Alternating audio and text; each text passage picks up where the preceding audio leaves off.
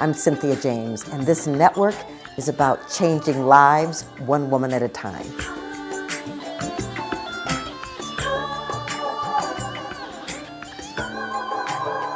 This is our time for women emerging on the planet. So we're changing the world one woman at a time, communities, families, work environments one woman at a time. And together we are a powerful collective. And I get to introduce you to amazing women that inspire me. So today, my guest is my friend and someone that has inspired me for a very long time, Marci Shimoff. She's a #1 New York Times bestselling author, a world-renowned transformational teacher, and an expert on happiness, success, and unconditional love. Her books include the runaway bestsellers, Happy for No Reason, Love for No Reason, and get this, 6 titles in the phenomenally successful Chicken Soup for the Woman's Soul series.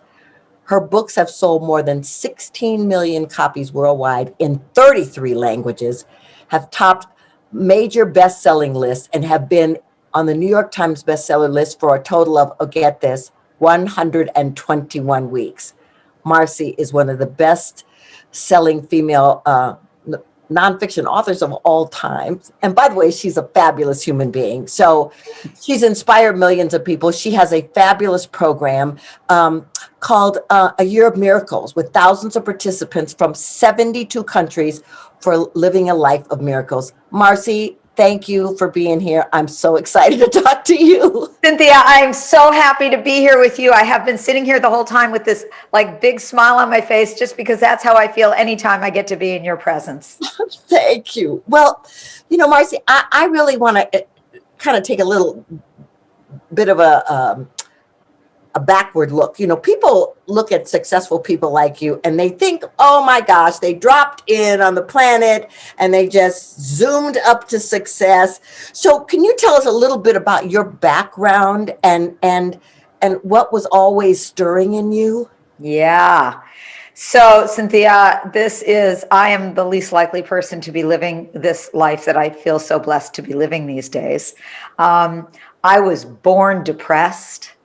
I came out of the womb with existential angst. I had great parents, but I just felt this heaviness in my heart. I just really felt like, I was an empath, as I know you are, and I imagine many people listening are. And so growing up, I was depressed. My solution to it was sugar. I was about 35 pounds overweight when I was in high school, and I was even more depressed. And so when I was in my 20s, I decided I was going to figure out how to get happy. And one of the things that I wrote down 5 things I thought I needed to be happy. I'll just share them with you because I think people will relate. I wanted to have a successful career helping people. I wanted to have a wonderful husband or life partner, great friends, a comfortable home, and the equivalent of Halle Berry's body. Now, I have 4 out of the 5. I do not have Halle Berry's body, but I have a healthy body for which I'm very, very grateful. And I worked really hard to get all those things. And I'll tell you sort of the ending of that story later, because that's later in our conversation. But in the striving to have that successful career helping people, I really had a vision that was I knew that my soul was here to help women be happy and successful. I didn't know how, and I was working really hard. I'll tell you a little formula that I learned years ago from my first coach, Bill Levesey. The formula for success is intention, attention, and no tension. Intention, be clear about what you want. Attention is put your attention on it. And no tension is relax, let go, surrender, let the universe do its part too. Well, I was really good at the intention and attention pieces. Like I knew I wanted to have a successful career helping people. I was very good at the attention pieces. I was working really hard. I was really bad at the no tension piece, and really bad. I did not know how to let go. And one day, my dear friend of mine, whom you know, Janet Atwood, came to me and said, Marci, you look terrible. I need to take you away with me on a silent meditation retreat, 7 days. And I looked at her and I said, Janet, you're crazy. I'm a speaker. I don't do silence. She said, no, no, you really need this. And off we went on this silent meditation retreat. And Cynthia, the first few days were not easy for me. But on the fourth day, I was really settled in. I was in that place of no tension. And in the middle of a meditation, out of the blue, I saw this light, like a light bulb that goes off in people's head. And it said, chicken soup for the woman's soul. And I knew that that was a gift from the divine. I knew that that's what I was supposed to do that was going to bring me that success. And Jack Canfield, the originator of the Chicken Soup for the Soul series, was my mentor. The only book that was out at the time was the original book. Nobody had thought of any other books. And here was this great epiphany. There was one problem, and that is I still had 3 more days of silence, and I couldn't tell anybody. But as soon as the silence course was over, I ran to the closest payphone. It was before cell phones were out. And I called up Jack and I said, chicken soup for the woman's soul. And he said, oh my God, what a great idea. And he called the publisher who said, oh my God, what a great idea. I can't believe nobody's thought of it. And a year and a half later, my first book came out. So that was really the beginning of the journey that I had, was actually, for me, it was about letting go and relaxing. For other people, I found that they might need the intention piece more. You know, maybe they're really good at relaxing and letting go, but they're not so good at the intention piece, or maybe they're not very good at attention, keeping steady attention on things. But throughout my life, Cynthia, I have seen that every new breakthrough that's come for me, happy for no reason, came to me through also just going off on a little meditation retreat. I did 4 days that time because I figured 7 days. I don't need 7 days. I came to me on the 4th day last time. So I went away for 4 days and it came happy for no reason came. And so it's, for me, the balance of those three things has really brought that success. Well, I love that. And there were a few things that were popping in my head as you were talking. You know, one was that you set this goal, you knew what you wanted.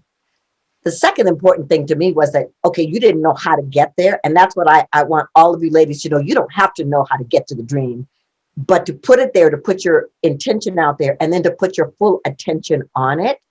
And the other thing I want to say is that you listened.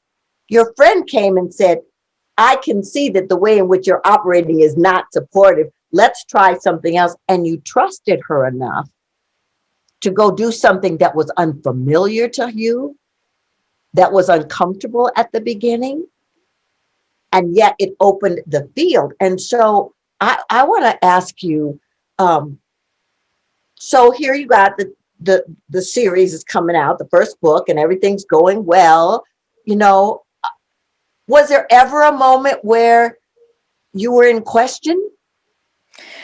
So thank you for asking that, because that leads to the second part of the story.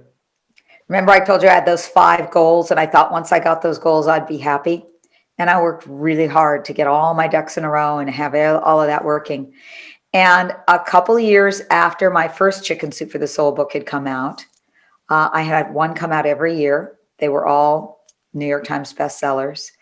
And I found myself, I had a turning point moment. It was in 1998. And I had 3 books at the same time on the top 5 on the New York Times list.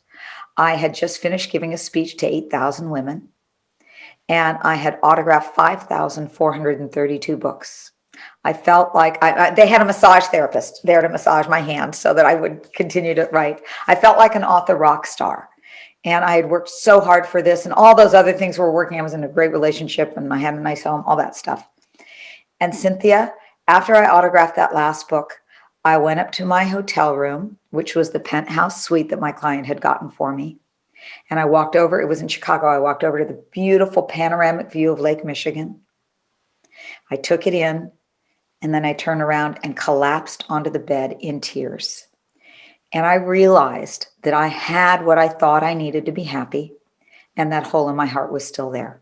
I still felt that emptiness inside. I could no longer continue to fool myself into thinking that just the next thing was going to do it for me. And I made a commitment to myself in that moment that I was going to find out what it takes to be truly happy, the happiness that doesn't depend on things that I now call happy for no reason. And I went out and I did all the research on happiness, and I interviewed people who are unconditionally happy, and I started doing what they were doing. And that's when my life turned around. I would say back then I would have gotten, if you were grading me in happiness, I would have gotten a D plus.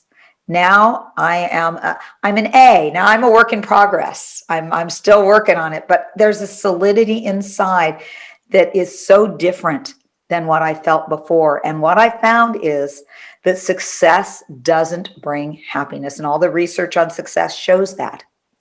But that happiness, or what I call happy for no reason, an inner feeling of peace and well-being, will bring greater success.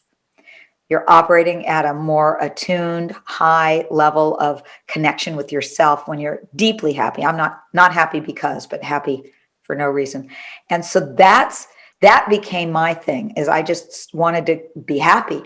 And as that kind of happy, and as that built more and more, my success built more and more. It's beyond what I would have imagined back then. Wow. But it matters. Success alone doesn't do it, as we see. You can find a gazillion people in Hollywood who have all the money and success and fame and looks and everything, and they're amongst the most unhappy. So that's become my kind of success, and I know that's what you're about. Well, yeah, and I have to tell you that many years ago there was a show called Star Search, and I won I was the winner, and they handed me $100,000 on television. And I was in glee. My family was there. 2 days later, my family left, and I did exactly the same thing you did. I fell on the floor and I was crying. And I called Michael Beckwith, who was my friend, and I said, I just don't know it. And he said, okay, so here's the deal. He said, you're never satisfied in the moment. You're always looking for what's next.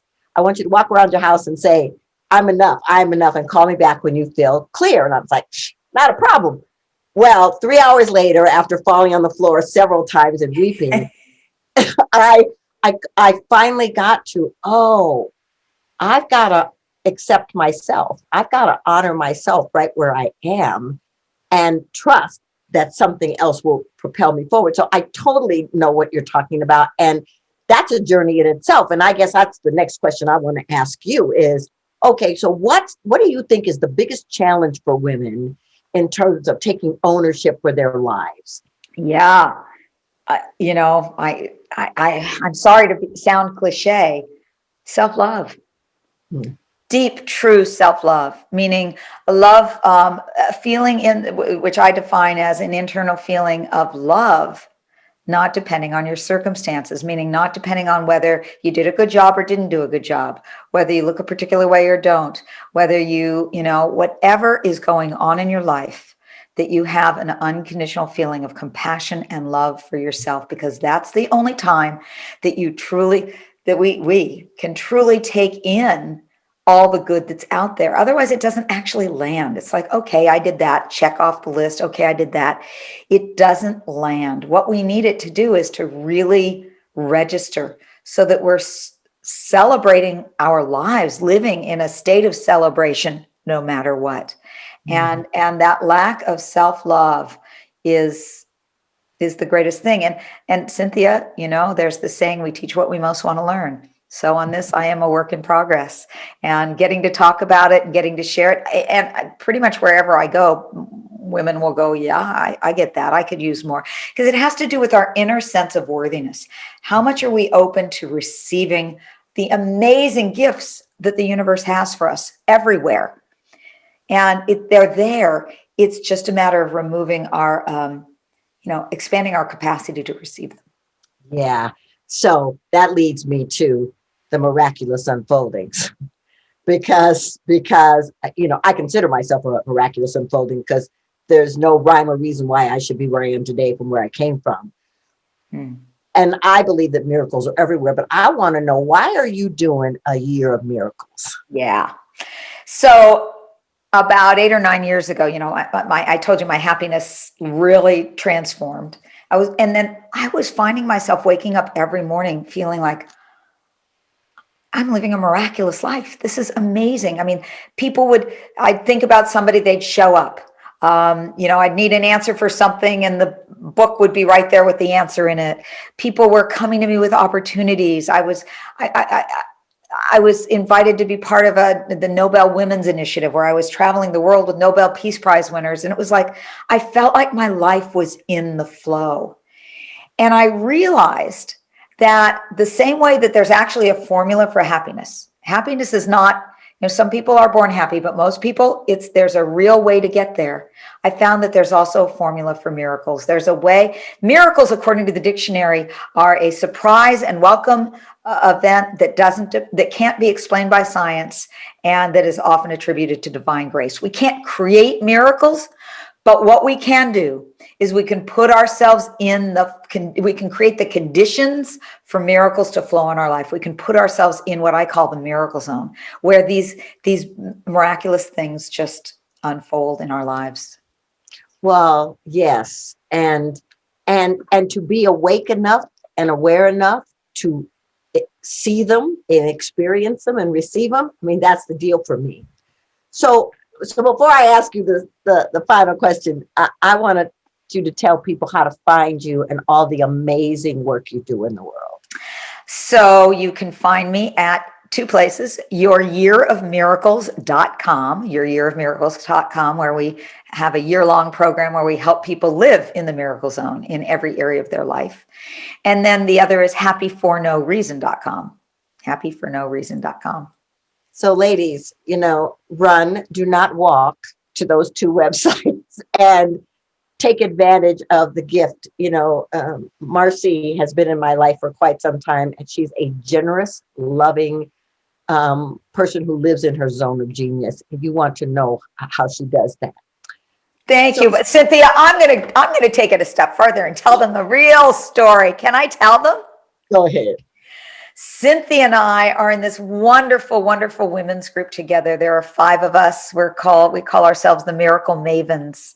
And I have the great, great total privilege to get to be with you, Cynthia. I think you are an extraordinary human being on this planet. You inspire me everywhere I go. Every time I'm with you, you are the real deal, solid. So for those of you who are in your community, I just want you to know, man, are you with the right person who is just this beautiful, amazing, expanded, bright light soul on this planet.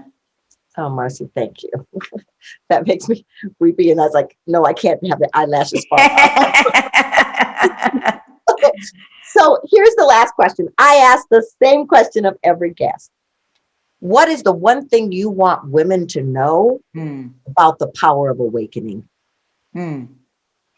I want the one thing women to know about the power of awakening is that it's what you're here on the planet for, and that it's not selfish. In fact, it's the most generous thing that you could possibly do. Women always say, well, is it selfish to focus on me and my awakening? What about the world? Here's what I know. When you awaken, when you experience and know, when each of us knows our own light, that's how we change the world. In fact, there's a Chinese proverb I love to share about this, and it goes like this. It says, when there is light in the soul, there will be beauty in the person. When there is beauty in the person, there will be harmony in the house. When there's harmony in the house, there will be peace in the nation. And when there's peace in the there will be order in the nation. And when there's order in the nation, there will be peace in this world. And my prayer and my wish for all of us is that we know that light. We awaken to the true essence that we are. And through that, we together help create peace here on this planet of ours. Wow. Okay, ladies, I hope you wrote that down. If not, listen to it again. So, Marci, thank you so much for being here, taking time out of your extraordinary busy schedule. I'm honored to walk with this path with you and honored to call you friend. Thank you. Thank you, Cynthia. I love you. Love you too. So, ladies, we do this every week. Come back every week and meet somebody new and extraordinary. And I want to leave you with this piece of information. You are a miraculous unfolding. You are a masterpiece in the making. You are a divine expression that came here to do something so extraordinary. Nobody else can do it the way that you can do it. You matter. You're important. And so step up, step out, dream big, Dare to go into that place where you look at your intention, you put your attention there, and you let go of anything that would hold you back. I love you, and I'm honored to walk this path with you. Thank you so much, and I'll see you soon.